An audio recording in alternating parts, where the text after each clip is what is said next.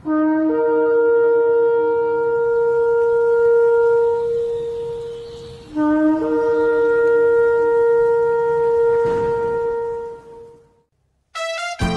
morning, Jesus. Good morning, Jesus. Good morning, good morning. Gising sa umaga, hanap-hanap ka. Lulot na salita mo, nagbibigay buhay. Kasarap na mga lamang, may nagmamahal sa'yo. Salamat sa'yo, Panginoon. Walang pagsubok na di mo kakayanin mo. Sa bawat panalangin, ikaw ay diringgin. Ayon sa kanyang pangako, di kanya iiwan. Salamat sa'yo, Panginoon. O kay buti mo, Panginoong Jesus. Kay ganda ng buhay kong taglay.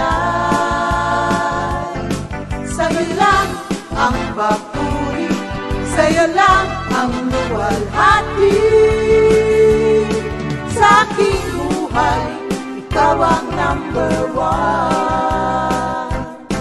O kay buti mo, Panginoong Jesus.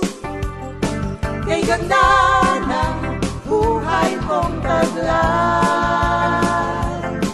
Sa'yo lang ang papuri, sa'yo lang ang luwalhati. Sa aking buhay, ikaw ang number one. Sa aking buhay, ikaw ang number one. Sa aking buhay, ikaw ang number one. Gising sa umaga, hanap-hanap ka. Lulot na salita mo, nagbibigay buhay.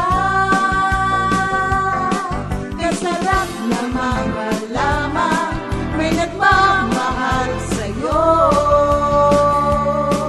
Salamat sa'yo, Panginoon. Walang pagsubok na di mo kakayanin mo. Sa bawat panalangin, ikaw ay diringgin. Ayon sa kanyang pangako, di kanya iiwan. Salamat sa'yo, Panginoon. O kay buti mo, Panginoong Jesus. Kay ganda ng buhay kong taglay. Sa'yo lang ang papuri, sa'yo lang ang luwalhati.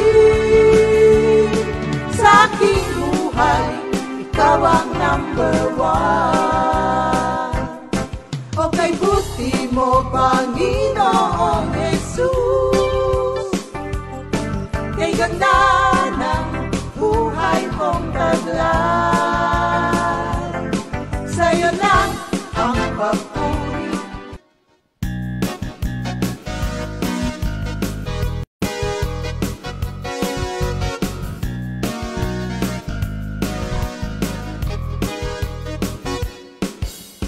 May tiwala ako sa Diyos, pangako niya'y iingatan ko. Pupurihin ko si Yahweh sa pangakong binitiwan. Sa Diyos lamang ako tanging umaasa. Ang kaligtasan nagbuhat sa Kanya. May tiwala ako sa Diyos, pangako niya'y iingatan ko. Pupurihin ko si Yahweh sa pangakong binitiwan. Sa Diyos lamang ako dusa, ang kaligtasan nagbuhat sa Kanya. Tanging Siya lamang ang tagapagligtas, tagapagtanggol ko at aking kalasan. Akin ang tagumpay sa lahat ng oras. Habang ako'y nabubuhay, ako'y magpapasalamat, ako ay dadalangin, kamay ko'y nakataas. Tanging Siya lamang ang tagapagligtas, tagapagtanggol ko at aking kalasan.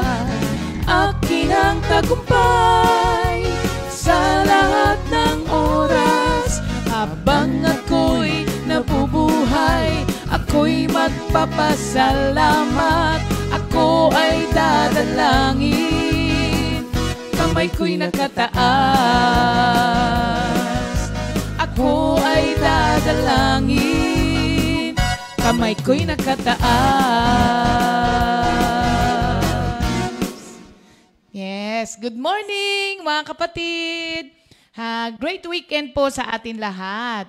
Today is already Saturday and it's Patriarchal Day. Thank you, Lord. Nakaabot tayo ng Sabado. Amen. Amen. Tayo'y malakas at masigla pa rin. Masigla, masaya. Magana.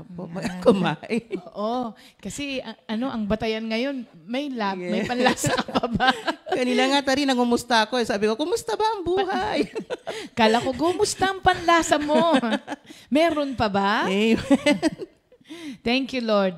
Yan. Ang aking pong VOTD ay yun pa rin yun na rin po yung ating memory verse of the week. Hindi po ba ang ating memory verse of the week ay makikita natin sa Ephesians chapter 6, verse 10. Ang sabi doon, finally, my brethren, be strong in the Lord and in the power of His might. Ayan. Mamaya ulitin natin yung kaya mo pa yan? Opo, yung mga VOTD, sige. Ay, yung mga memory verse pala. Kahapon nag-memory lapse tayo. Wala tayong memory verse. Oo. Thank you, Lord. Ayan. Ephesians chapter 6, verse 10 po tayo.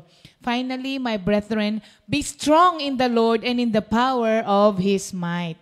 Kasi alam niyo po, sa mga panahon na ito, ang daming mga taong lupaypay at nanghihina. Sa totoo lang po, nakakahina naman po talaga.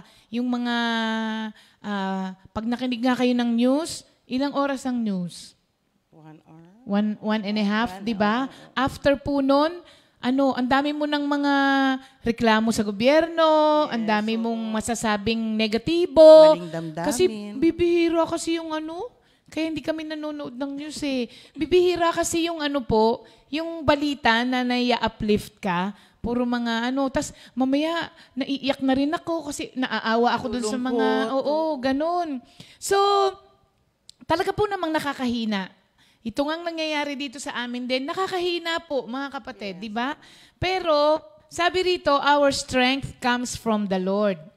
Alam niyo po, si Paul, dineclare niya, dun sa binasa natin kahapon, na through his weakness, Christ may be glorified. Kaya sabi niya, okay na ako doon sa weakness ko na yun. Kung tutuusin, kahinaan po yun. Pero naging kalakasan sa kanya. Si Peter nga, sabi niya, I would never deny you. Pero sabi ni Lord, pag tilaok ng manok, i-deny mo ko 3 beses pa. Sabi niya, di ba, mamatay man ako, hindi kita i-deny. Pero pag tilaok ng manok, dininay. So, talaga naman pong mahina tayo kung sa atin lamang, mga kapatid. Tapos, kay Joshua, nung si Moses ay namatay na, paulit-ulit po na sinasabi ng Diyos sa kanya sa Joshua 1:6, ang sabi, be strong and of good courage. Tapos, sa verse 7, only be thou strong and be courageous. Ang sabi niya, sa verse 9, ganun din, have I not commanded you, be strong and of a good courage? Paulit-ulit po na sinasabi dito. Yung repeated commandments po nito, repeated commandments dito na ibinigay kay Joshua, para po ipaalala na ang kalakasan po, nakita niyo po ba? Sabi niya, be strong and courageous. Pero may karugtong yon. For I am with you wherever you go. So, yung pong kalakasan na sinasabi rito, actually kaya sinabing finally, my brethren, sa buong Ephesians, ito na yung final exhortation ni Paul sa lahat po ng mga taga-Epeso. So sabi niya, be strong in the Lord. Ngayon, kapag meron kang pinagdadaanan, o kaya namatayan ka, di ba? Lagi sinasabi, magpakatatag ka, di ba? Tapos pag ini-encourage natin yung ibang tao na nanghihina, be strong, di ba? Be strong. Nakakalimutan natin na kailangan be strong in the Lord. In the Lord po kailangan. Kasi without the Lord ay hindi po natin kakayanan. Si David, di ba? Kinommission niya ang kanyang anak na si Solomon na mag-build ng temple. Sa 1 Chronicles 28:10, ang sabi niya, take heed now, for the Lord has chosen you to build an house for the sanctuary. Be strong and do it, ang sabi niya. Sa verse 20, ang sabi niya, be strong and of good courage, and do it, fear not. Do not be dismayed. May karugtong ulit, for the Lord God, my God, will be with thee. Laging may kasunod. Pag sinabihan ka ng Diyos na be strong, laging may kasunod yung. Kagaya nitong Ephesians 6:10, may kasunod. Be strong in the Lord. In the Lord. So, ang sinasabi rito, mga kapatid, kung sa sarili po natin lamang, alam niyo po, marami sa atin, we will be most vulnerable. We will be in a most vulnerable state. Ibig sabihin ng vulnerable, exposed. Ma-expose ka lamang. Open for attack. Open for attack. Kapag ka inisip mo that you are strong enough to handle the temptation or situation without the Lord. Kasi, yun nga, sabi ni Sister Sally, you are open to attack. For you are open for an attack by Satan kapag ka sinabi mo na, kaya ko yan, malakas ako, without the Lord. Yun. Yun na po ang ikababagsak natin.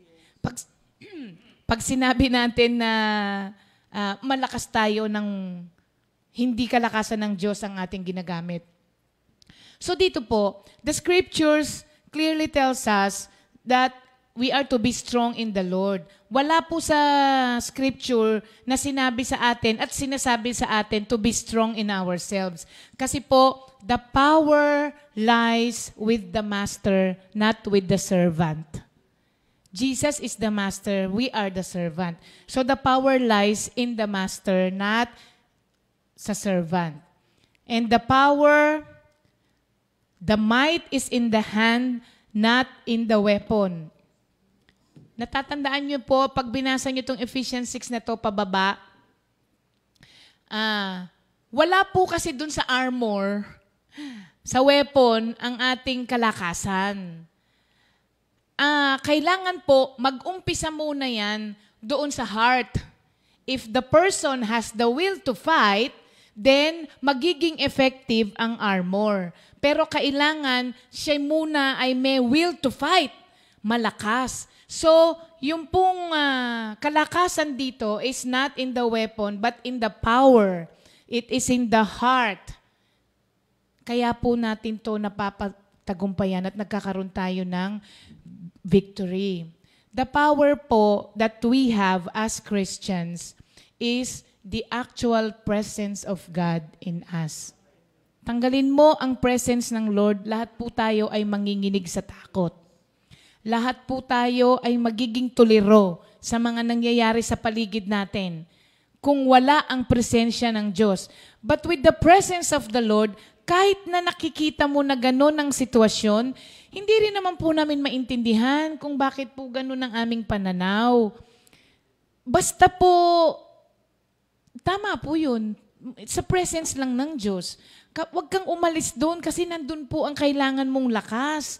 Once na umalis ka doon, kahit na po sino na ang mag-encourage sa'yo, hindi mo natatanggapin yung mga salita nila kasi ikaw na mismo ang umalis sa presensya ng Diyos. Ngayon po, karamihan po sa atin ngayon ay dumaranas ng mga dead-end situation. Yung para bang wala ng way out, hopeless na, parang wala nang pag-asa, eto na ang katapusan. Marami pong ganyang sitwasyon ngayon.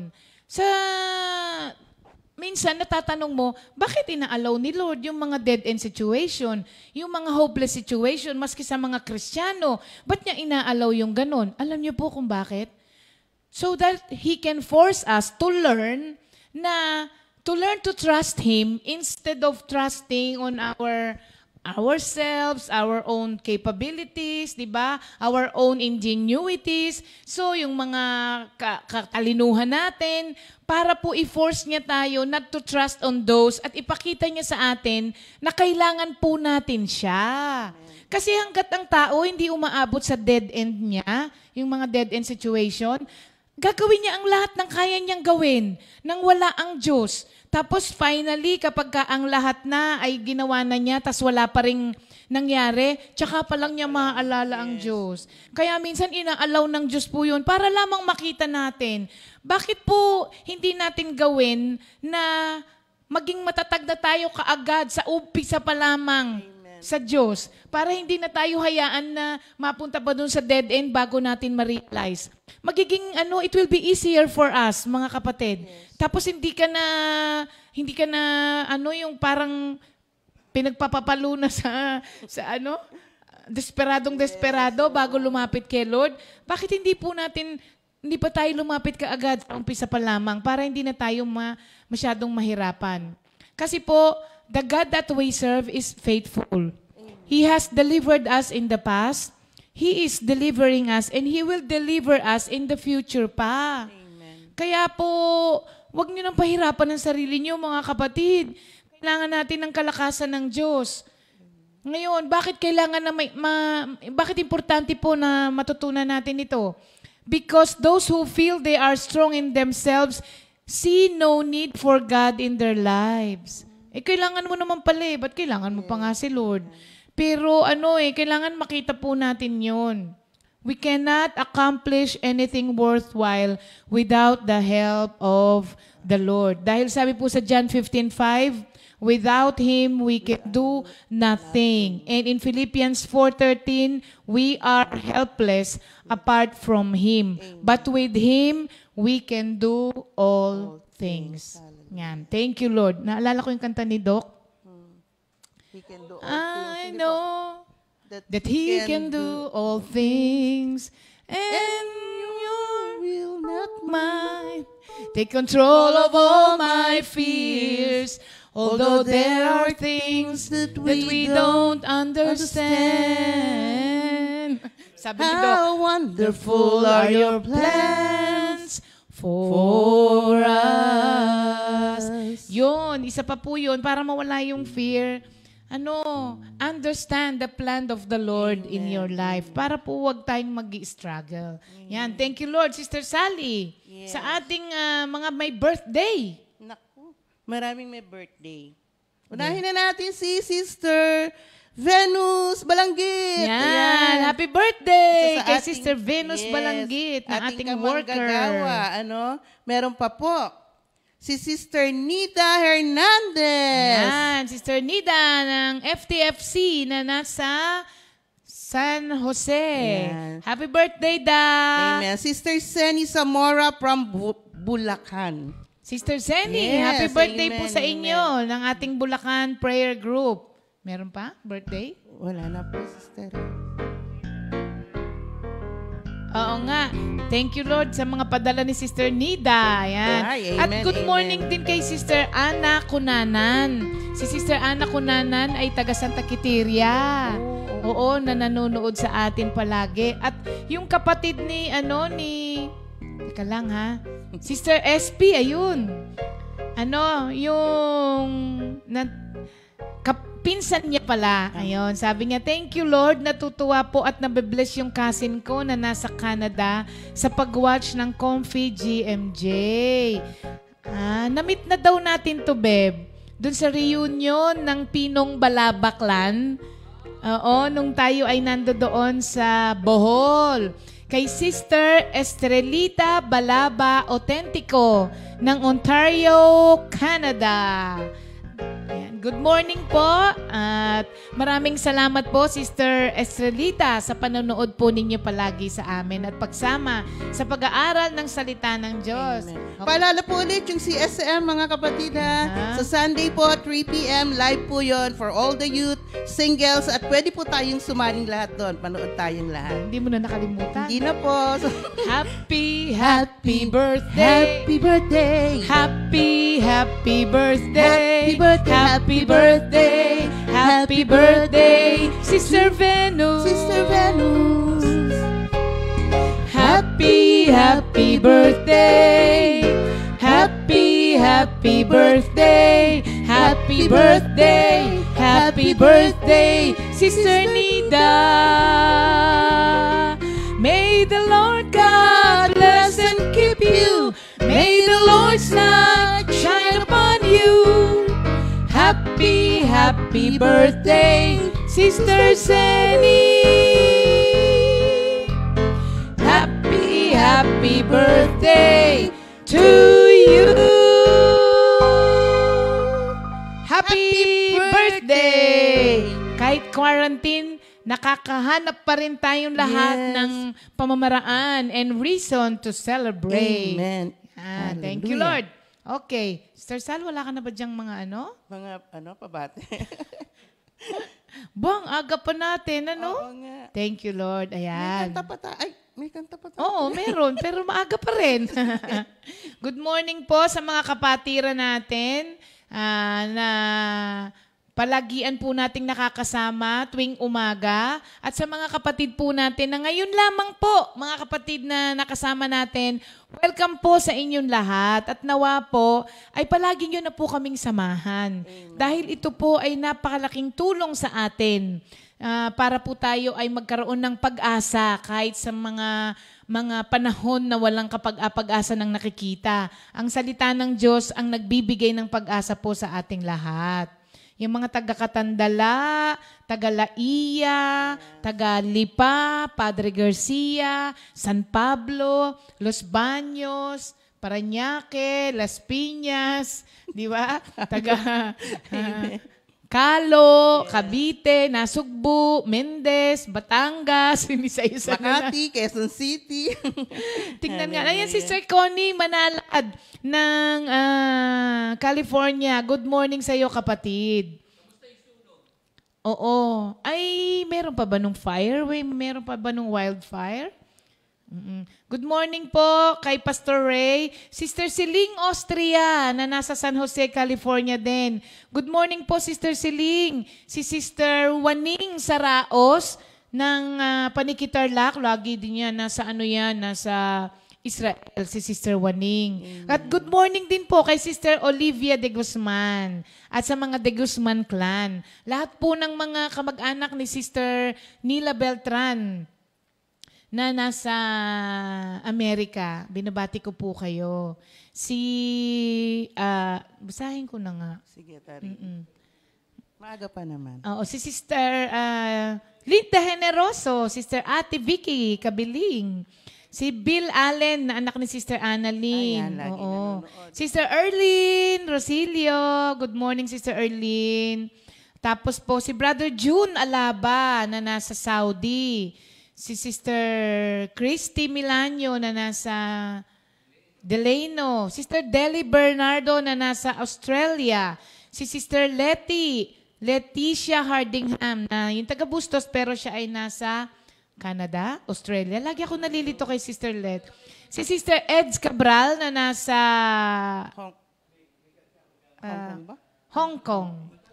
Si Brother Gio and Sister Ivy na nasa Brunei. Si Ipoy na malapit ng umuwi. Thank you, Lord. Ayan mga kapatid, dahil ngayon po ay birthday ni Sister Nida Hernandez at birthday kahapon ni Pastor Alex Dueñas.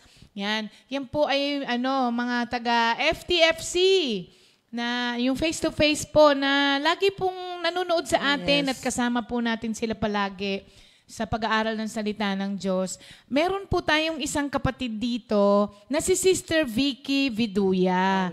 Na siya naman din ay sa music ministry ng FTFC. Meron po siyang awitin na ito naman ay alam ko kay Pastor Lito Orap na itinuro naman sa atin dito nung sila ay nandito.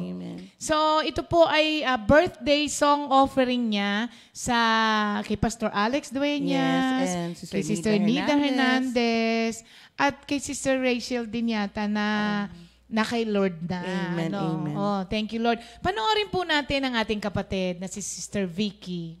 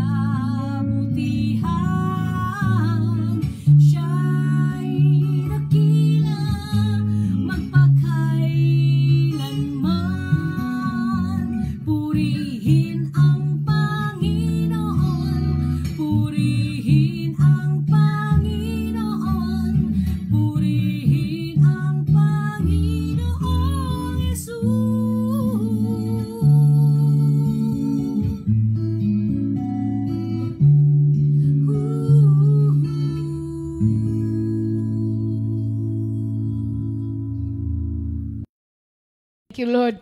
Ang ganda ng boses ni Sister Vicky. Yes, oo. Thank you, Lord. Yan pala ay original song ni Sister Vicky. Yes. Oo. Na itinuro naman sa atin dito ni Kuya Kuya Nandeng Nandeng, at saka ni Pastor Lito nang umuwi po sila Nung dito. dumalaw sila dito. Maraming salamat, Sister Vicky. Napakaganda nga ng boses ni Sister Vicky.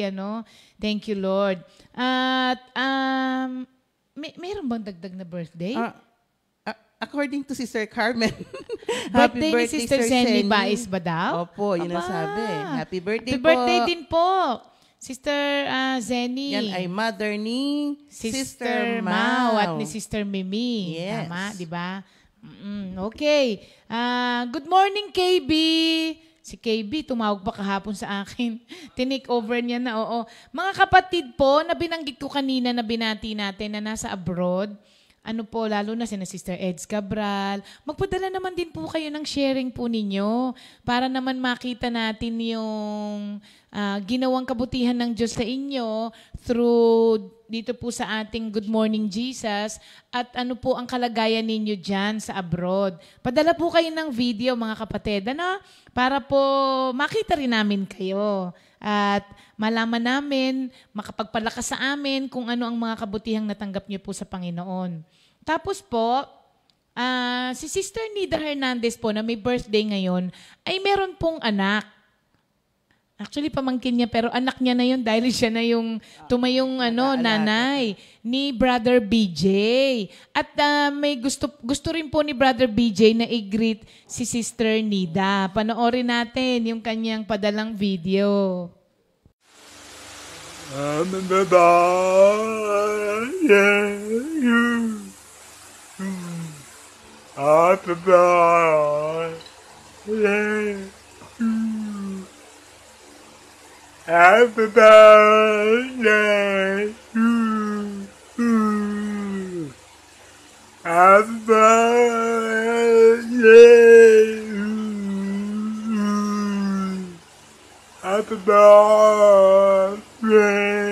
to you. Happy birthday. Happy birthday to you. Yummy, yummy, yummy, right, yes.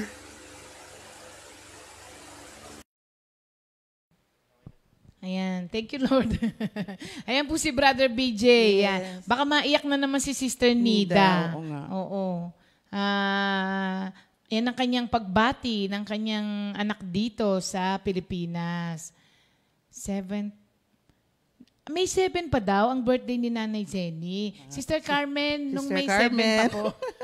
Ang birthday ni Sister Jenny. Ayan. Thank you, Lord. At dahil sa birthday niya, meron pang sharing si Sister Nida. Yung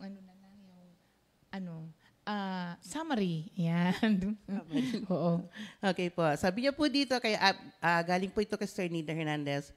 I requested the song You Created Every Part of Me because I remember my mama sharing during one prayer meeting in our house that when she was conceiving on my papa, planned to about me cause I might be a boy.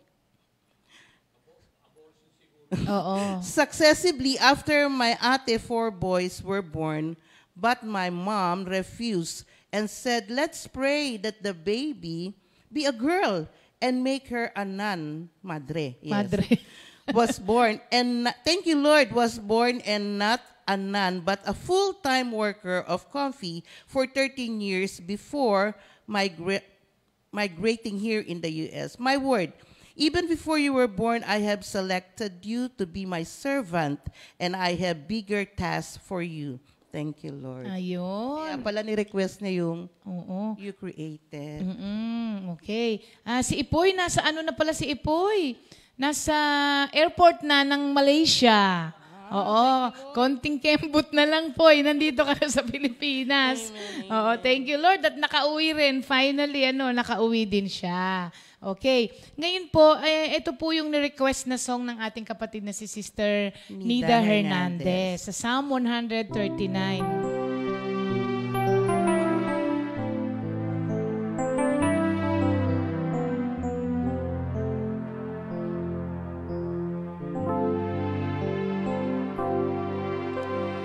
You created every part of me. You put me together in my mother's home. I praise you because you are to be feared.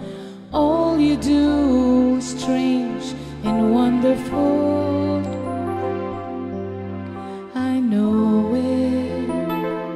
With all my heart,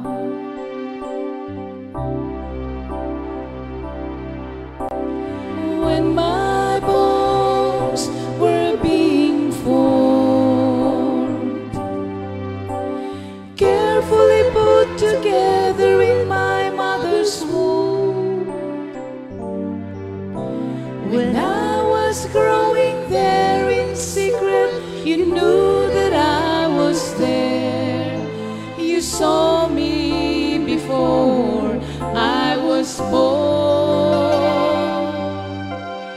days allotted to me had all been recorded in your book before any of them ever begun.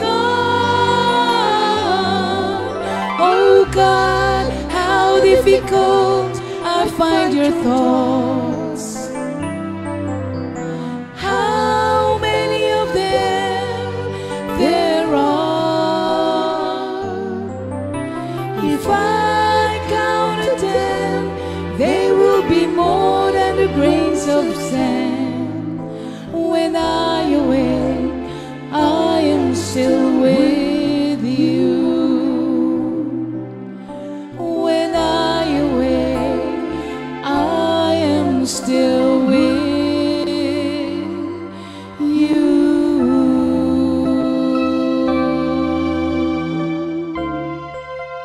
Thank you, Lord. Yan po ay Psalm 139 requested by Sister Nida Hernandez. Thank you, Lord. Ngayon naman po, dumako na tayo sa ating isang family na magbabahagi po naman ngayon ng kabutihan ng Diyos sa kanilang buong pamilya. Panoorin po natin ang pagbabahagi ng Villapando family.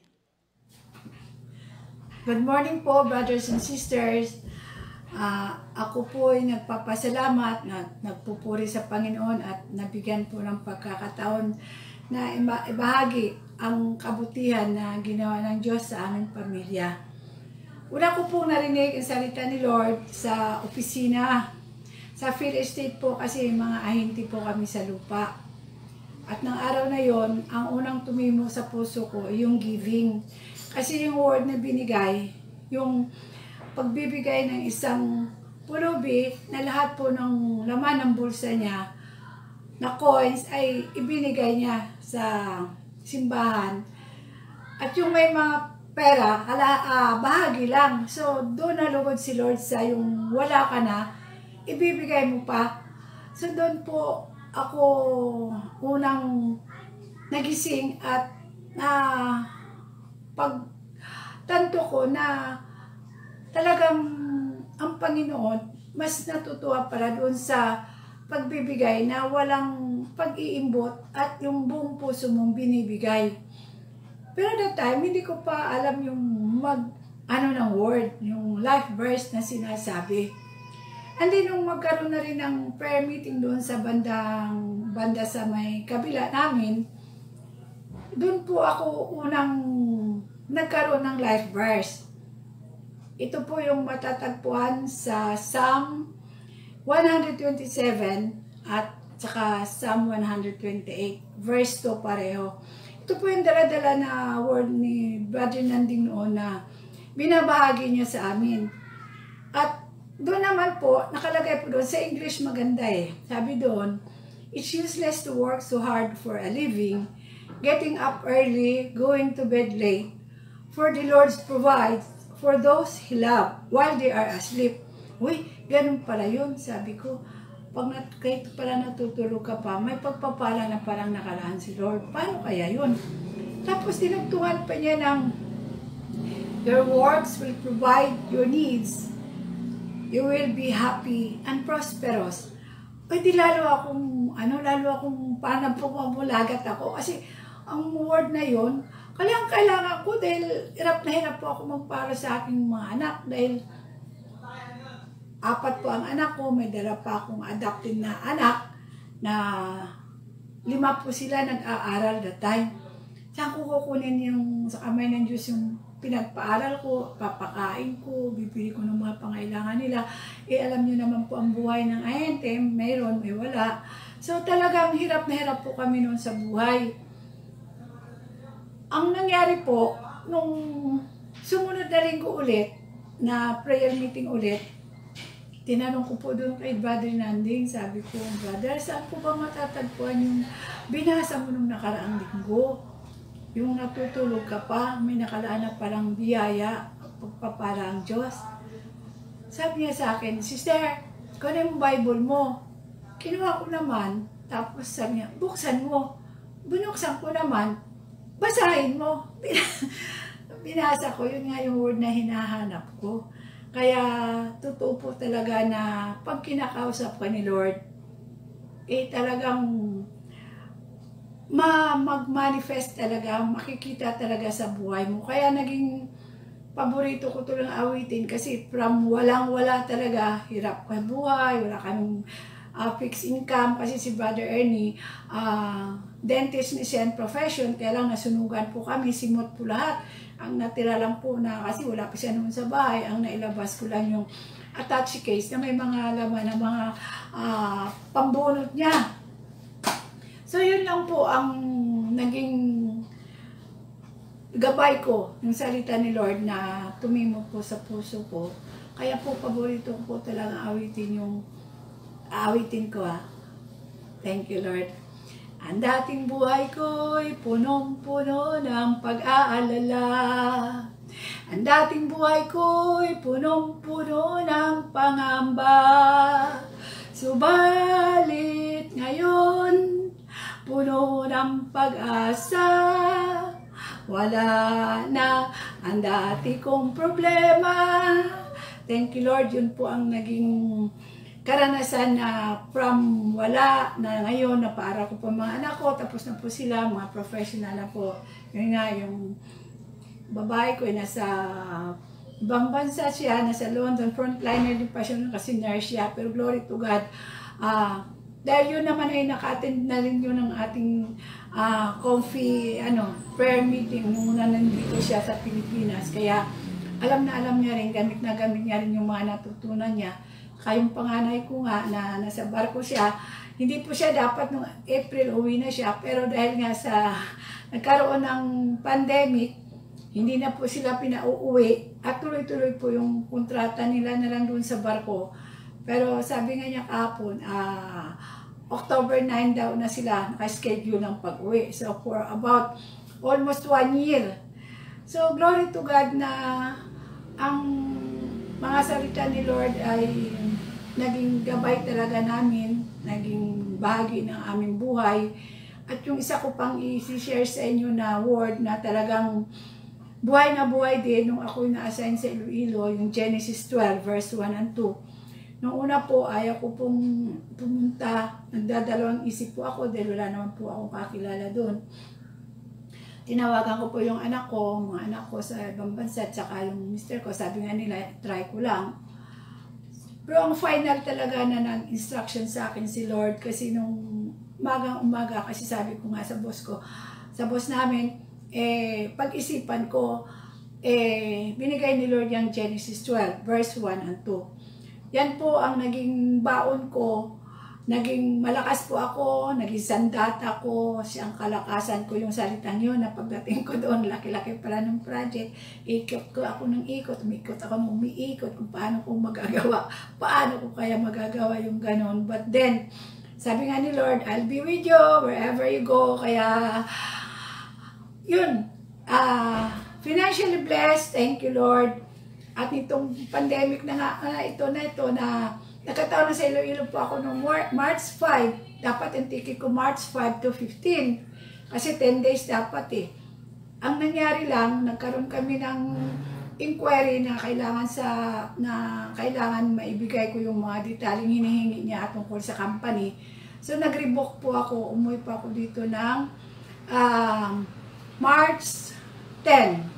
O March 10 or March 9. Then, after that, March 14, di ba, nag-lockdown na. So, si Lord talaga, akala mo lang, pero siya rin para gumagawa talaga ng paraan para bigyan kanya ng safe, maging safe ka, at mabuhay talaga sa iyo ang kanyang mga salita. Kaya, thank you Lord, thank you talaga. Salamat, maraming salamat, kulang ang salita sa pasasalamat. Sa mga biyaya, sa gabay, sa kalakasan, sa protection na taglay-taglay po namin pamilya.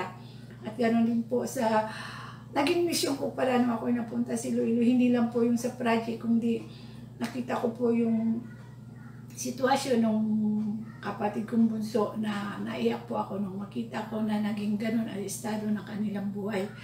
So, ginamit din tayo ni Lord. Si Lord din ang gumamit sa atin para mahango sa anong ganong sitwasyon na ngayon po, nurse na rin po ang kanyang anak. Thank you Lord talaga. Thank you Jesus. Salamat po. At kami po ay aawit. Kasama ko po yung aking manugang at ang aking dalawang apo. Para, ito naman po yung paborito din nilang awitin. Kasi kanina po, kinanta ko na yung paborito kong kanta eh. Kaya, thank you Lord. Salamat po.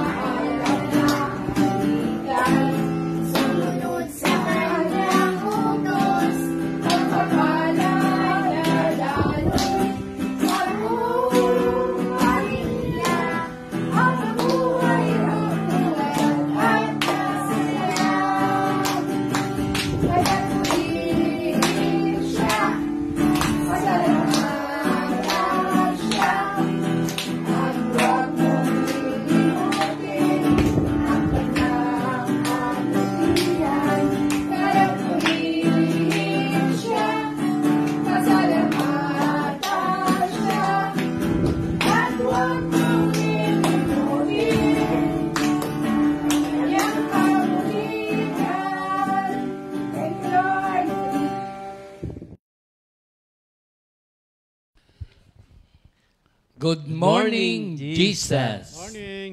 Morning. Kamusta ba mga kapatid? Kayo ba'y naka-stay home? Alam nyo na pwede naman tayong mag-travel. Kita nyo tayo, Minister Boy, di ba? Araw-araw nagta-travel tayo. Alam mo ba kung nasan tayo ngayon? Hindi masyado. Nasa resort. Oo. Pwede naman kayo mag-travel eh. Gumawa lang kayo ng ganito mga kapatid. Iba-iba yung puntahan yung lugar. Gusto nyo ba sa Paris? Gusto nyo ba sa New York? Gusto nyo ba sa saan ba yan? London? O gusto mo dito sa Pilipinas? Sa ano ba yan? Ano ba yung magandang puntahan sa Pilipinas, Mr. Boy? Alam ko, marami ka nang napasyalan eh. Marami. Blessing ni Lord eh. Ano ba yung nagustuhan mong lugar? At sa Mountain Province, natuwa ako. Parang yung excitement kasi sobra. Sa Rice Terraces ba yan? O isa sa wonders of the world yan. Ay, batiin mo yung pati yung mga anak mo. Magandang umaga mga kapatid. Masarap maging bahagi ng inyong umaga. Thank you, Lord. Patriarch Day ngayon, kaya kami nandito. Family. Family. Binabati ko rin yung aking asawa at yung aking anak nandiyan sa kwarto ngayon. Nando sila. Ayan. Tapos si Maris, bawal lumabas sa amin. Sa Kompi may batas. Bawal lumabas kasi medyo para matanggal yung mga flu, mga virus. Kaya thank you Lord, kami napili ni Minister Boy na para makapagsalita muli. Itong dalawang kasama ko kasi malalakas ang immune system kaya ginagamit ng todo ni Lord. Pareho na tayong senior. Ilang taon na po ba kayo, Minister Boy? 69. 69. Lapit sa Marso, 70 na ako. Aba? Ako ilan ba ako, Beb? 65? Hindi, parang ano lang, parang 59 daw. Ilan taon na ang tingin mo sa akin? Huwag kang magkakapali. Para 60 lang. Ako, miss na natin. Hindi na tayo naka-basketball. Opo. Pero last month, nag-basketball tayo, no?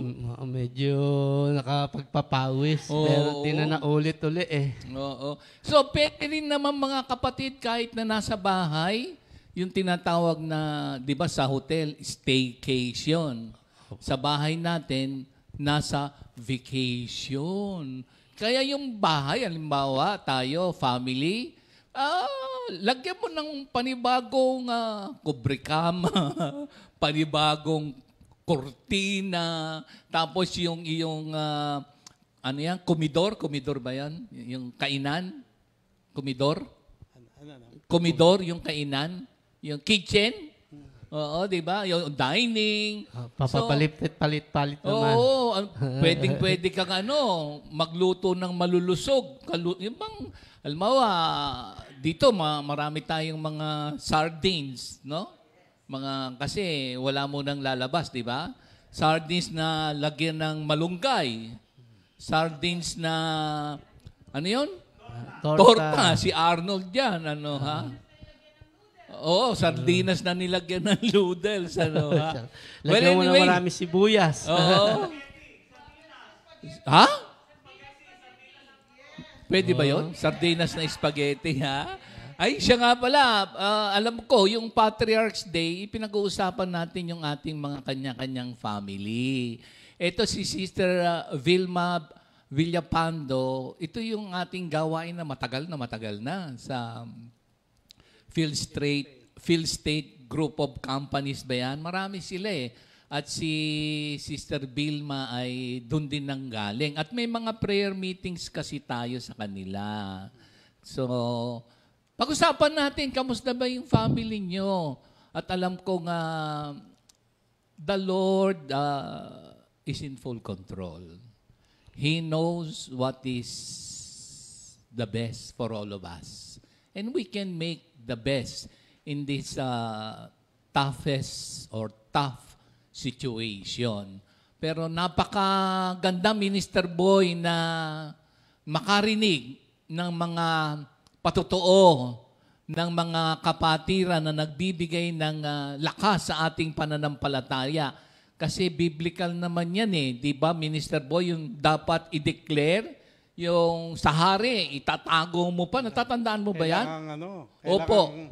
Handa laging magpatotoo kung ano yung pag-asa natin kay Kristo. Kaya yung ating mga sharing, pinapractice talaga tayo. Kasi marami pang hindi nakakakilala sa Panginoon. Kaya kapag nakapatotoo, nakarinig ka ng mabuting balita, yung pananampalataya, lumalakas Minister Boy, kamusta naman po yung ating maaaring natutuhan at matututuhan pa sa pamamagitan ng pag-witness ng mga Kristiyano? Mahalaga yan, mga kapatid. Acts 1:8, tayo lahat sa family, sa Judea, Samaria, and to the ends of the earth, witnesses tayo. Ito si Sister Vilma, isang patotoo, di po ba, Minister Boy? Ano po ba yung inyong nakuha dun sa kanyang pagpapatotoo? Ang napuna ko lang, talagang napakatapang magpatotoo ni Sister Vilma ng kanyang sharing kanina. Kasi pagka kami nagpupunta sa Phil State, mga executive yan maayos sa mga bihis Parang pagka tinignan mo, parang mga walang problema. Pero sa sharing niya kanina, parang biglang naging normal na tao. Lahat naman ng tao dumadanas ng ganyan. Kung walang word, salamat na lamang. Sabi niya kanina, una niyang natutunan ay ang pagbibigay. Ang hindi mo na puna, nagpapakahayag sa iyo si Lord kasi no one can serve two master. Iibigin mo yung isa at kamumuhian mo yung isa. Karamihang master natin, yung mga kinawiwilihan ng mga pagano. Pagkain, damit, bahay, magaganda, o kaya pera.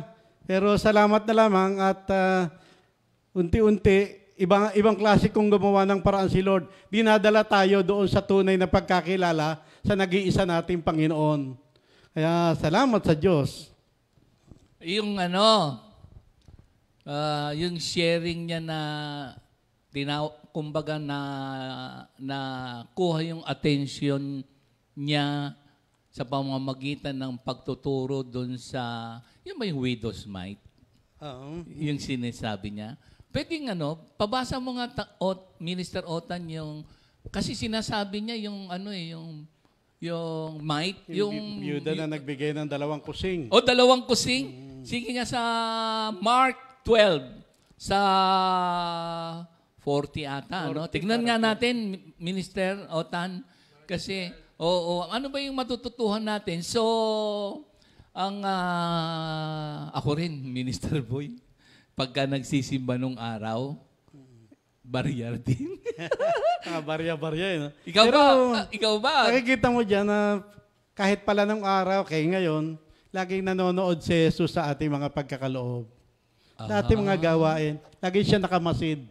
Yung pala yun. Okay. Sige nga, Minister Boy, ako, barya rin talaga eh.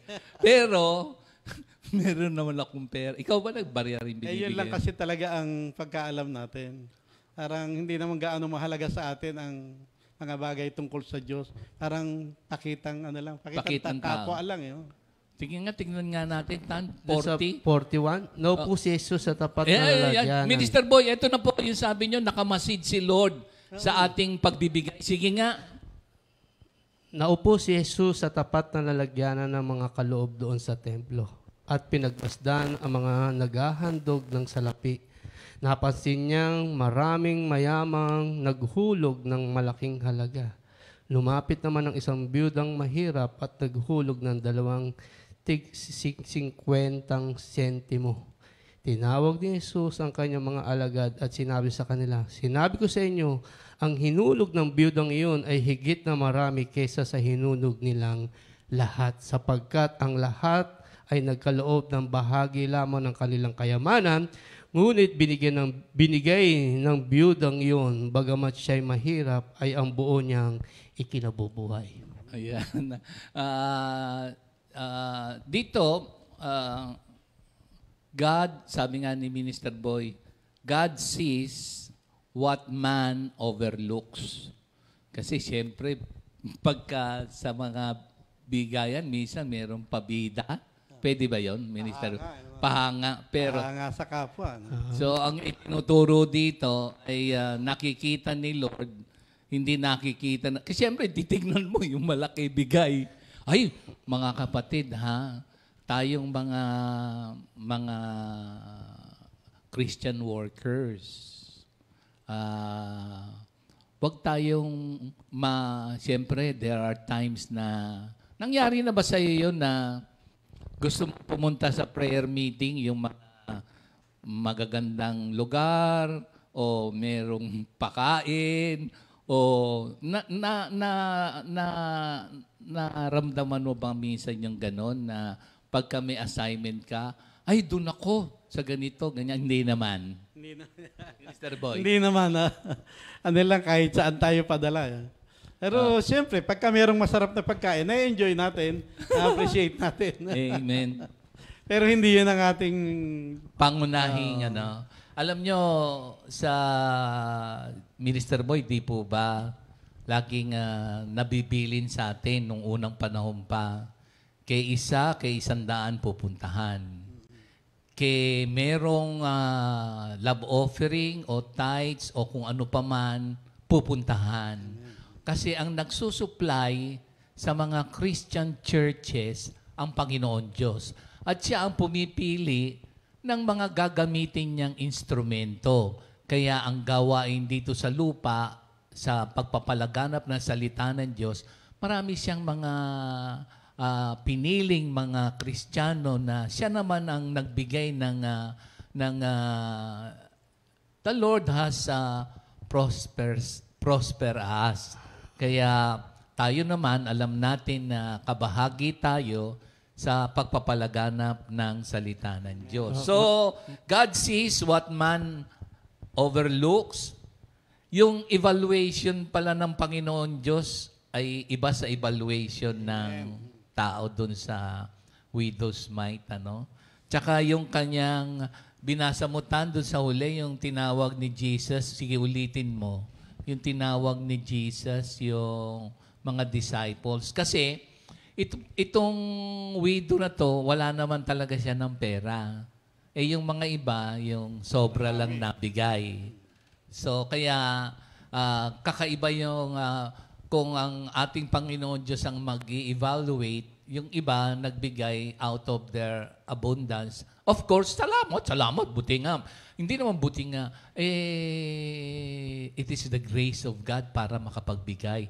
Pero ang kinommend dito, sige, yung commendation. Sa verse 43, tinawag ni Jesus ang kanyang mga alagad at sinabi sa kanila, sinabi ko sa inyo, ang hinihandog ng biyudang iyon ay higit na marami kesa sa hinulog nilang lahat. Ayun, no, Minister Boy. So, tinitignan ni Lord yung ating puso at kung tutuusin, wala nang ang pera nakapagbigay pa. Yun pala ang commended kay Jesus. Ano? At merong, bago kay Minister Otan, alam ko meron pa kayong nakita tungkol doon sa kanyang work. Parang yung ginawa yata ni Sister Vilma na kanyang life verse yung awit 127 verse 2. Ang sabi ron hindi na dapat magpahirap o magdibdib sa hanap buhay. Sapagkat minsan kasi aga-aga mag-umpisa, gabing-gabi na kung matapos, pero ang sabi riyan, pinagpapahinga ni Yahweh yung kanyang mahal. Katulad kanina, tinatanong niyo yung background natin. Sabi ko, resort. Mahabang panahon na bata pa ako, nagtatrabaho na ako . Pero yung mga ganyan, hindi ko alam kung sunset yan o sunrise, pero hindi ko na-appreciate yung mga ganyan. Kasi habang ako'y kumikita, habang lumalawak ang iyong isipan sa pagtatrabaho, lalo lang dumami problema. Kaya ang hirap mo ma-appreciate yung mga sunrise na yan. Kaya puro problema ang laman ng isipan. Ang Diyos, hindi siya against sa ating mga gawain. Ibig talaga ni Lord, masisipag tayo. Masikap, masipag. At totoo lang, ang Biblia, ang inaayawan ng Biblia, yung mga tatamad-tamad. Sabi nga ni Harry Sulpon dyan, yung mga batugan, malapit sa kahirapan. Ayaw ng Biblia niyan, yung mga ayaw gumawa. Ang ibig ni Lord, tayong lahat ay masisikap. Kaya lamang, yung ating mga pagsisikap at sipag, kailangan kasama si Lord. Kasi ang Diyos ang nagpapala ng lahat ng ating mga gawain. Hindi lamang tayo malalakas ng loob, hindi lamang matitibay, kundi kailangan masisipag sa lahat ng bagay para matiyak, nakakamta natin kung ano yung mga ipinangako ng Diyos sa ating lahat. Amen? Kailangan sa pagkilos, sa paggawa, ang Diyos ang makitang gumagawa. Pagka binasa mo yung verse 1 ng awit 127, maliban ang Diyos ang gumawa. Kailangan ng Diyos ang makitang gumagawa. Hindi yung sarili mong kakayahan, hindi yung sarili mong husay, hindi yung sarili mong galing, kundi ang Diyos ang gagawa. Sa Diyos na makagagawa ng higit sa kaya nating isipin, higit sa kaya nating hilingin. So, ang Diyos ang makitang gumagawa. At sa ating mga sariling husay, ano lahat yan? Futile lahat yan, in vain. Mga walang kabuluhan, walang katuturan. Pagka binasa niyo yung Genesis 3:17, mamaya diinan nyo ang pag-meditate. Medyo tagalan nyo ang pagbubulay-bulay. Nakasumpa kasi ang lahat ng bunga ng lupa. Genesis 3:17 hanggang 19. Ang sabi ng Diyos kay Adan nung siya ay magkasala, sapagkat pinakinggan mo ang asawang hirang at kinain mo ang bungang bawal, itong lupang iyong taniman ay aking susumpain magpakailanman. Para mo ito pag-anihan iyong pagpapawisan. Kaya hindi ka magtataka kung bakit puro hirap ang tao. Umani ka man, ang aanihin mo, pawang damo, tinik, kumita ka na, pero problema pa rin yung kinita mo. Talagang ganyan na kalagayan ng tao. At sabi, magpakailanman, takasumpa.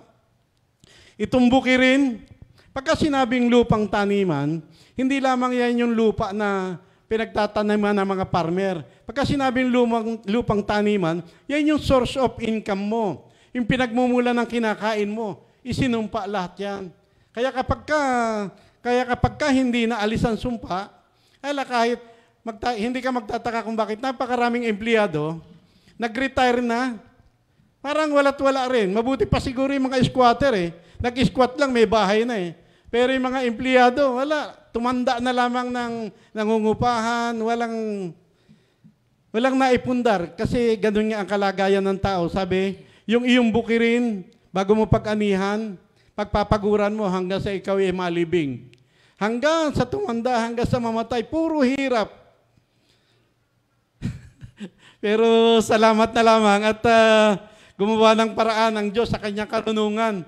Ang Panginoong Yesus ay dumating at He redeemed us from the curse. Amen? Tinubos tayo sa dahil sumpa. sa isang taong si Adan, Oo. nagkaroon ng disobedience ang ating trabaho ay talagang todo pawis. Pero dahil sa pagdating ng ating Panginoong Hesukristo na obedient to the will of the Father at siya ang namatay para sa ating mga kasalanan, tayo ngayon ay nasa buhay ng grasya ng ating Panginoon Diyos. Kaya hindi ka magtataka kung bakit si Sister Vilma, hindi lang siya may karanasang ganun. Kahit na ikaw pa yung board of director o kaya chairman of the board, kahit napakataas pa ng posisyon mo, pagka hindi mo na iayos itong kalagayan na to, kahit ang dami-dami mong kinikita, problema para sa'yo. Hindi magiging buhay sa'yo ang Proverbs 10:22. Pero ngayon, salamat na lamang at dahil kay Jesus, Ano po yung nasa Proverbs 10:22? na ang biyaya ni Lord ay isang kayamanang walang halong kabalisahan o amen. anumang kalungkutan. Yes, Hindi yes, mo, yes. walang anumang problema na idudulot sa iyo ang blessing na mula kay Lord. Oo. I-enjoy mo talaga. Paano At yun. nagkakaroon ng parang kabalisaan ang may mga pera? Oo. Sabi niyo po, Proverbs 10:22 na ang pagpapala ni Lord ay walang kalakip na kabalisaan. Meron din namang may pera na puro balisa. Bakit kaya? Kasi nga, yun nga, yung binasa ko kanina, yung binanggit ko kanina, Genesis 3:17, nakasumpa talaga ang lahat ng bunga ng ating pagpapagal. Kaya kahit na anong sikap ng tao, pagka hindi naalis yung sumpa, wala, talagang problema idudulot sa'yo. Pero kay Lord, kaya nga sabi ng Panginoong Yesus, di ba, sa Luke 24:44, kailangang matupad ang lahat ng nasusulat tungkol sa akin, sa aklat ni Moises, sa aklat ng mga propeta, maging sa aklat ng mga awit. Yun. Yung sumpa na yan, natanggal kay Jesus. Amen. Kasi si Jesus, ang katuparan ng lahat ng pangako ng Diyos. Amen. Kaya ngayon, di ka magtataka kung bakit lahat ng bagay na ating pangangailangan ngayon, hinihingi natin sa Kanya sa pamamagitan ng panalangin puno ng pasasalamat. Kaya mapapayapa tayo ngayon. Amen. Meron na tayong contentment, merong peace of mind, lahat mapanatag ang ating kaisipan kahit konti lang ang kinikita. Kung marami, thank you Lord. Amen. Mga kapatid, yung lahat ng alimawa, tayo, magkaiba kasi yung wealth tsaka riches tayo meron na noon dahil kay Kristo.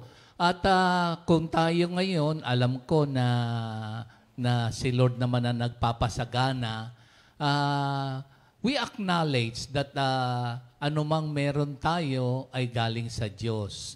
Sa Juan 3:27 at Santiago 1:17. Yung ating mga tinatamasang pagpapala, dahil sa paghahayag ng salita ng Diyos na siya nagbibigay ng talino, kalakasan, now, tayo na meron ngayon, by God's grace, we acknowledge that everything we have comes from sa ating Panginoon Diyos. At dito nga sa talatang binasa sinabi ni Sister Vilma sa 127 verse 2, basahin ko yung mula 1 hanggang 2. Sabi niya kasi, ito yung kanyang naging narinig at tinanong kay Kuy Nandeng, si Kuy Nandeng, at lahat ng mga manggagawa ay daladala ang mabuting balita at tayo na mga napastulan na salita ng Diyos, bukas ang isip-kaisipan, at pwedeng humingi ng pagpapaliwanag sa mga manggagawa. Pero mahalaga, kailangan meron kang Biblia at binabasa mo, pinag-aaralan mo, at marami namang mga nagtuturo na pinagpala ng ating Panginoon Diyos na binigyan ng karunungan, pwedeng makahingi ng mga counsel hango sa salita ng Diyos. At ito nga yung ibinigay sa kanya sa 127. Actually, pati yung verse 2 ng 128, nakuha rin niya, Minister Boy. O, basahin ko sa inyo, mga kapatid. Ito yung a song of ascent. Kumbaga, pag sinabi kasi nating ascent, ibig sabihin niya na moving forward or moving upward para hindi lang tayo nasa kalagayan na para bagang stagnant. So ito yung salita ng Diyos. Unless, ito na unless the Lord builds the house, they labor in vain who build it. Unless the Lord guards the city, the watchman stays awake in vain. It is vain for you to rise up early, to sit up late, to eat the bread of sorrows, for He gives His beloved sleep. Okay? Sa ibang version, ang sabi diyan, agang-agang gigising, gabing-gabing humimlay, pero ang mga minamahal ng Panginoon Diyos, tulog pa lamang, inihahanda na ang kanilang pagpapala. Ano ba yung gustong ipaabot dito sa atin ni Lord? Sabi niyo po kanina, kailangan make Jesus the center of our work and make Jesus the center of our family and make Jesus the center ng ating life. So yun yung gustong ipahatid sa atin ng ating Panginoon Diyos na make Him the center of our life, make Jesus the center of our work, at make Jesus the center ng everything that we do, Minister Boy. Yung verse 28, gusto nyo tignan ko lang mabilis, 128, kasi ito'y tungkol sa pamilya. Napakahalaga nito kasi sabi ni Sister Vilma, 127 verse 2, 128 verse 2 ng Psalms. Tignan ko yung verse 2. Pero ito yung sinasabi nyo po na tungkol sa labor, kasi meron nagtatrabaho, pero may kabalisaan. Pero ito yung kanyang sinabi sa salita ng Diyos. Una, sa verse 1, sabi kasi ni Sister Vilma, verse 2. Pero tingnan nyo to sa verse 1, bago sa verse 2. Blessed is everyone who fears the Lord, who walks in His ways. When you eat the labor of your hands, you shall be happy, and it shall be well with you. Ayun. Yun po yung sinasabi nyo kanina na ang pagpapala ni Lord ay walang kalakip na kabalisaan. Kasi ang mga Kristiyano, tayo by God's grace, we walk in God's ways. Tsaka meron tayong fear of the Lord is the beginning of wisdom. Tsaka meron din kayong binanggit kanina na yung tungkol sa tamad. Di meron sa Bible, tingnan ko sandali, Minister Boy. Bago kay Minister Otan. Actually, sabi sa Bible, wag daw pakainin. Masyado namang matindi yun. Bakit kaya, Minister Boy? Ano lang yun, wala namang ganun tayo, hindi man tayo nagpipigil. Pero, pagka ayaw gumawa talaga eh. Ay, sige. Sabi, hindi ba nabanggit ko kanina? Opo. Sabi ni Harry Solomon, Oo. yung batugan malapit sa kahirapan. Oo nga po. Madadamay pa kayo sa katamaran. Sige, dito sa New Testament po, Minister Boy, merong kaugnayan yung sinabi niyo Kasi kailangan, siyempre, we work hard, we dedicate our, kailangan yung work ethics, Minister Boy, di po ba? Basahin ko lang, Minister Boy, Sinabi kasi ng salita ng Diyos, walang tamad. Sige, dito sa 2 Thessalonians 3, 10-12. For even when we were with you, we would give you this command. If anyone is not willing to work, let him not eat. Ito sabi, for we hear that some among you walk in idleness, not busy at work, but busy bodies. Busy bodies. Chicken and Si chicken. St. Paul, great preacher na yan, pero may trabaho siya eh. Tama. Tent maker yan. Tama po. Tent maker si San Pablo. Kasi ayaw niya maging pabigat Yes, sa kapwa yes. mananampalataya. Ayaw niyang maging pasanin. Tuloy ko po So, pagka hindi daw nagtrabaho, huwag daw pakainin, pero hindi natin kaya eh. Kasi minsan yung mga mahal natin sa buhay, ano ba yan, walang makuhang trabaho o hindi naturuan magtrabaho nung bata o laging sinusuportahan ng mga tita, tito, kamag-anak, auntie. Kaya meron ba kayong mga ganyang karanasan? Wala naman. Meron din, pero hindi naman natin gano'n iintindi na yan. Basta suporta na lang na suporta. Pero pwede rin siguro nating maturuan yung mga ayaw magtrabaho na... Kasi pagka minsan, hindi mo pinaghirapan, marami ka ba dyan? Sabi daw bakit pa ako magtatrabaho? May nagbibigay naman, nagsusuporta. Bakit pahihirapan ko pa yung sarili ko? Parang gano'n ang pinaka-logic nila. Wag mo naman, Tan. Opo. Hindi, ibig sabihin yung karamihan. Kasi para pag tinignan mo, magtatrabaho ako, bakit ako magpapakahirap pa? Tapos pag tinignan mo, alit ng sweldo. Samantalang nandyan naman, may nagsusupport sa'yo, ba't kailangan mo pa? Pero siyempre, hindi naman sa lahat ng panahon, masusuportahan ka. Hindi naman sa lahat ng panahon, mabibigay ka. Dadating ang time, tuturuan din ng Panginoon. Pero, panapanahon lang. Pero, kasi hindi talaga maganda na umasa, kailangan medyo. Sumasama ba loob mo? Naiinis ka ba doon sa mga ganun na para bagang ayaw magtrabaho pero gusto hingi ng hingi? Naiinis ka ba doon? O ano ba damdamin mo doon? Hindi ka naman maiinis, maaawa ka. Kasi maaawa ka kasi parang yun lang yung mindset niya.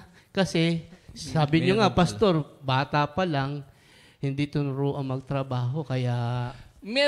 Ang aking nakita mga kapatid, thank you na lang kung halimbawa yung mga magulang may pera, siyempre, glory to God. Pero minsan yung pagka na-spoiled, minsan, Daddy, bili mo ako ng Jaguar kotse. Pwedeng mali. Mommy, bili mo ako ng house and lot. Siyempre, nanay, tatay, habang buhay, lahat ng the best ibibigay. Pwede bang mga kapatid na, kasi pag na-spoiled, minsan wala. Ang mangyayari, pag halimbawa, dumating yung panahon, lahat naman tayo ay inevitable naman ang kamatayan. So, pag nawala na yung...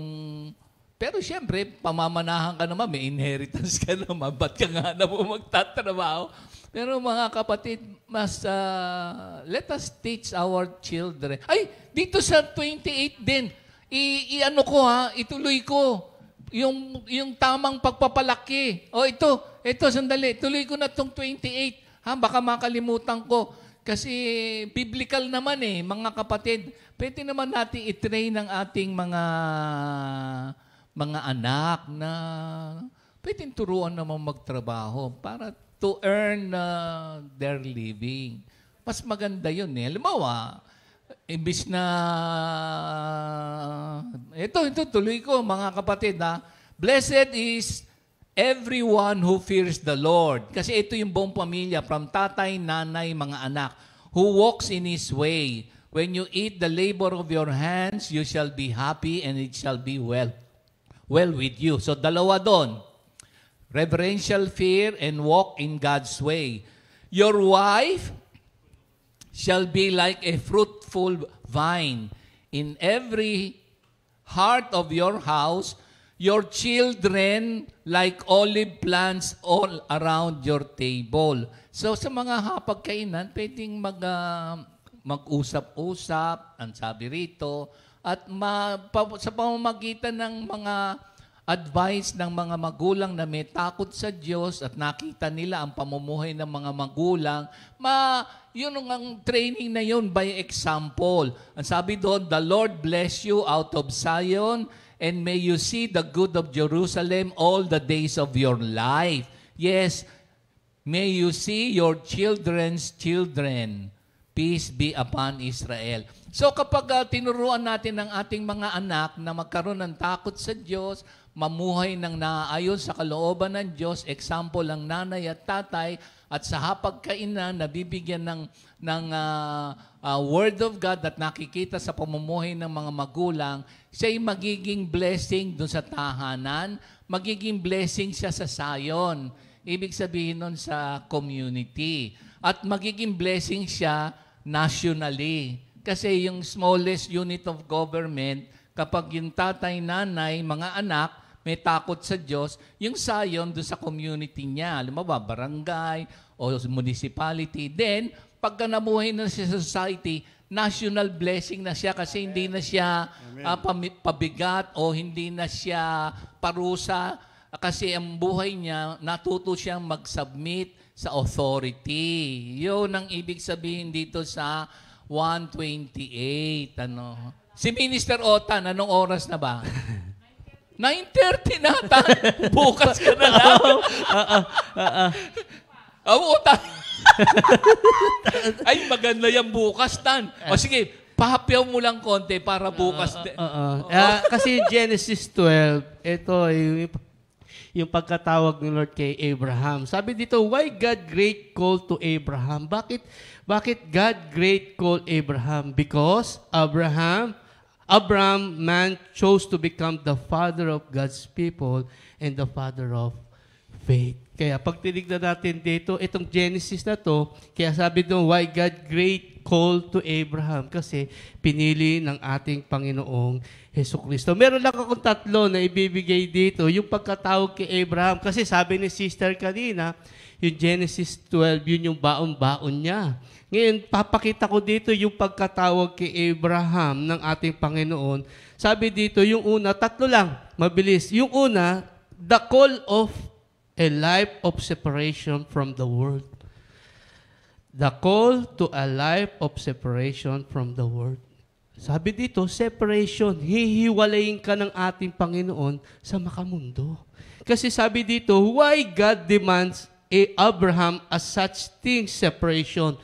Because the people in Abraham's day were living immoral and wicked lives, and the family had been heavily influenced by neighbor. Abraham's family had become idolaters, worship of false religion. They had rejected the only living true God, the man-made religion of the day.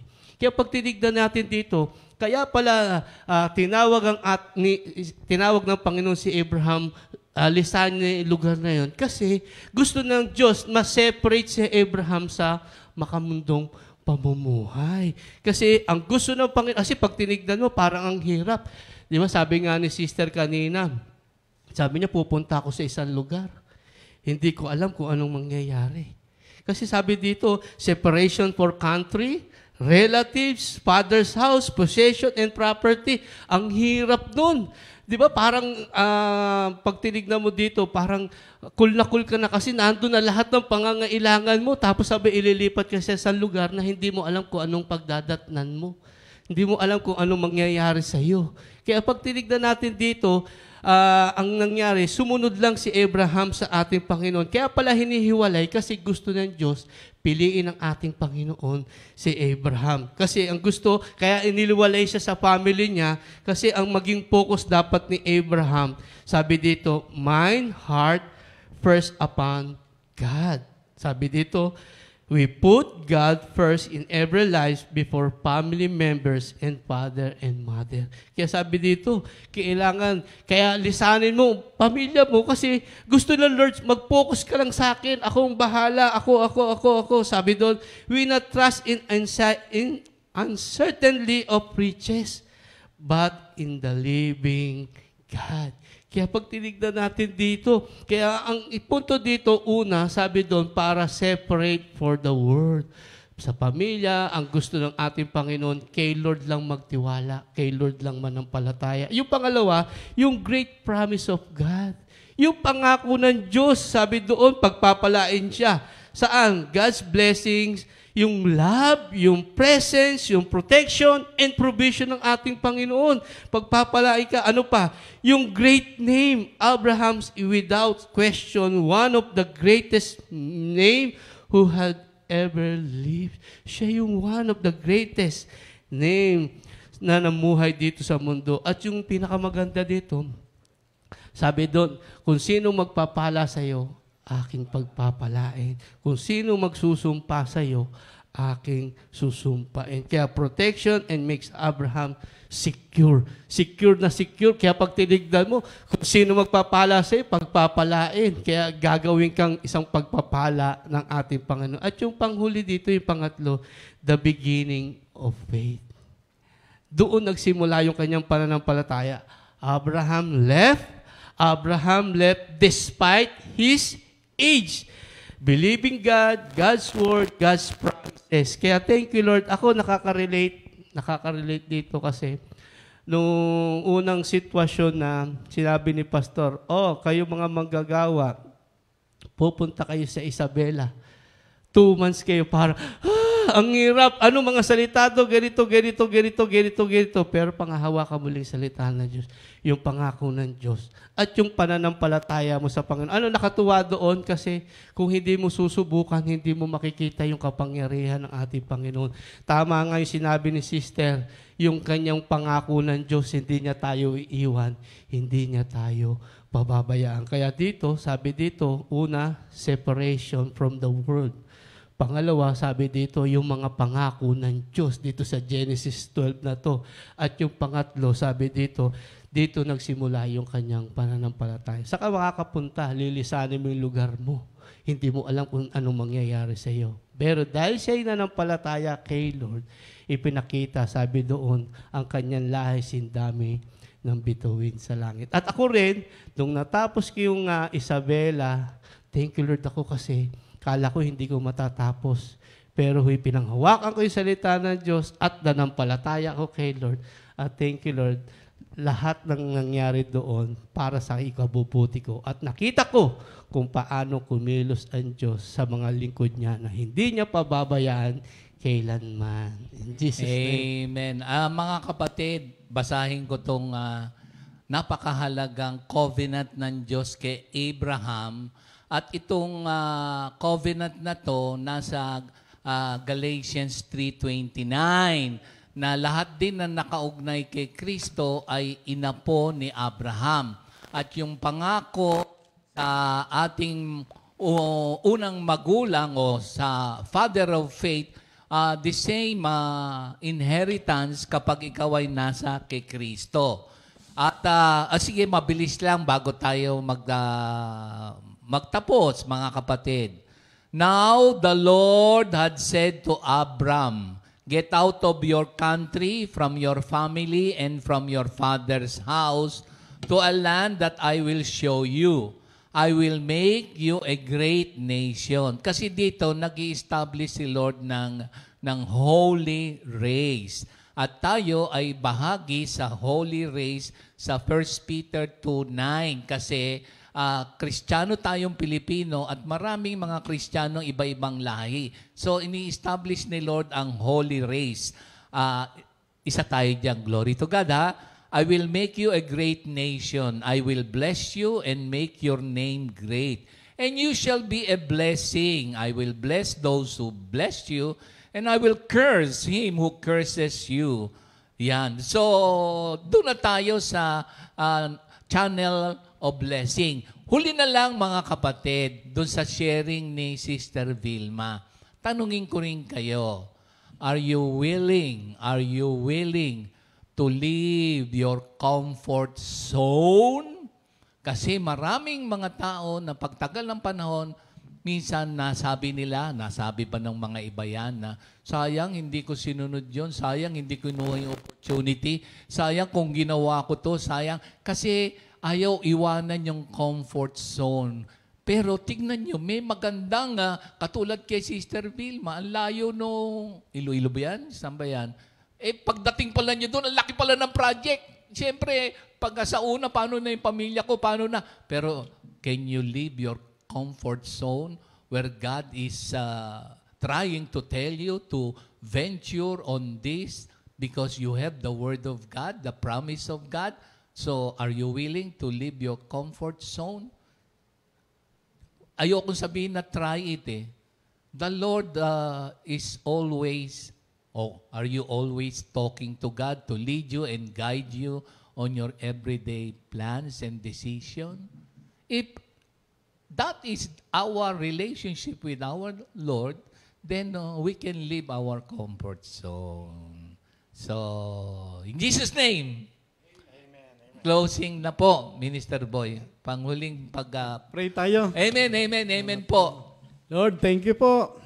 Isang salita mo lamang po sapat para sa kagalingan, kalakasan, at dumaloy na naman po ang kapangyarihan mo. Hindi lamang sa lugar na ito, kundi lalo sa airwave, O Lord. Marami po ang nakarinig ng Genesis 12, 1 and 2, awit 127 and 128. Pagpalain mo nga po ang mga salitang ito, O Lord, na maging buhay na buhay, maging kagalingan ang bawat nakarinig, O Lord. Salamat po, aming Ama, muli mo kaming binusog sa aming kaluluwa. Pahingang-pahinga na naman po kami buong maghapon. Purihin ka at dakilain in Jesus' name. Amen. Amen. Tomorrow, Sunday Fellowship. God bless us all, mga kapatid. Thank you, Jesus. 2 Timothy 2:2.